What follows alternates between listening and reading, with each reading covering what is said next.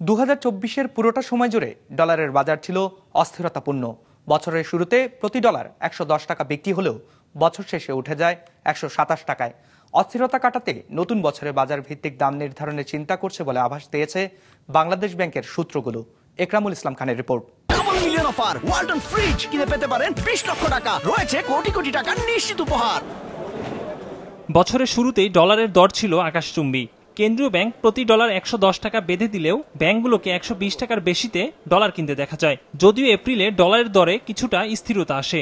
এরপর জুলাইয়ে বৈষম্য বিরোধী ছাত্র আন্দোলনের প্রতি সমর্থন জানিয়ে প্রবাসীরা রেমিটেন্স পাঠানো কমিয়ে দেয়। তবে চাহিদা কম থাকায় এ সময়ে বাজারে ডলার সংকট তেমন দৃশ্যমান হয়নি।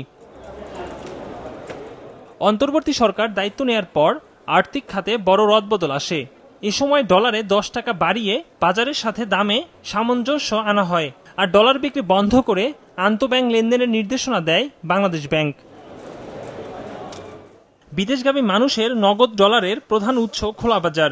তবে বছরের শেষ দিনে রাজধানীর মতিঝিল ও দিলকুশা এলাকায় মানি এক্সচেঞ্জগুলো ঘুরে দেখা যায় ক্রেতা বিক্রেতা না থাকায় অলস সময় পার করছে প্রতিষ্ঠানগুলো। বোর্ডে ক্রয় বিক্রয়ের দাম লেখা থাকলেও ডলার না থাকার কথা জানান তারা। ভারত সহ বিভিন্ন দেশ ভিসা কমিয়ে দেয়, ডলার বিক্রি কমেছে বলছেন তারা। আমরা তো খুবই পরিস্থিতি খারাপের ভিতরে আছি, কারণ আমাদের তো ব্যবসা বাণিজ্য নাই, টোটাল ব্যবসা বন্ধ বললেই চলে।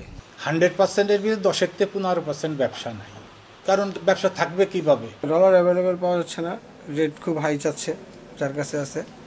বিজনেসের অবস্থা আগের থেকে একটু নমনীয় আর কি, অতটা ভালো না। এদিকে ডিসেম্বরের মাঝামাঝিতে 127 টাকা পর্যন্ত দাম উঠেছিল ডলারের। এর পেছনে অতিরিক্ত আমদানি দায় পরিশোধ, বাংলাদেশের রেটিং অবনমন সহ 6টি কারণ চিহ্নিত করেছে বাংলাদেশ ব্যাংক। অর্থনীতিবিদরা বলছেন ডলারের বাজার এখন অনেকটাই স্থিতিশীল। দর বাজার ভিত্তিক করলে দাম আরো সহনীয় হয়ে আসবে বলে মনে করেন তারা। অফিসিয়াল মার্কেট এবং কার মার্কেট তো মোটামুটি কাছাকাছি, তো তারপরে তো এখন আবার হঠাৎ করে আবার একটু গ্যাপ বেড়ে গেল, তাই না? তো এই গ্যাপটাও মিট আপ করার জন্য কালকের এই মিটিং হয়েছে, সেখানে সিদ্ধান্ত নিয়েছে আলটিমেটলি আমরা পুরোটাই মার্কেটের উপর ছেড়ে দিব, ক্রলিং পেগেও থাকবো না, তাই না?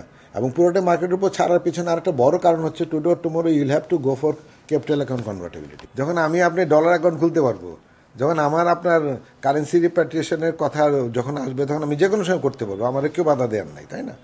বাংলাদেশ ব্যাংকের তথ্য বলছে গত জুলাই থেকে 28 ডিসেম্বর পর্যন্ত রেমিটেন্স এসেছে 23.5 বিলিয়ন ডলারের বেশি। এতে বছর শেষে গ্রস রিজার্ভ 26 বিলিয়ন ডলার ছাড়িয়েছে। Ekramul Islam Khan, business report, Maasranga television.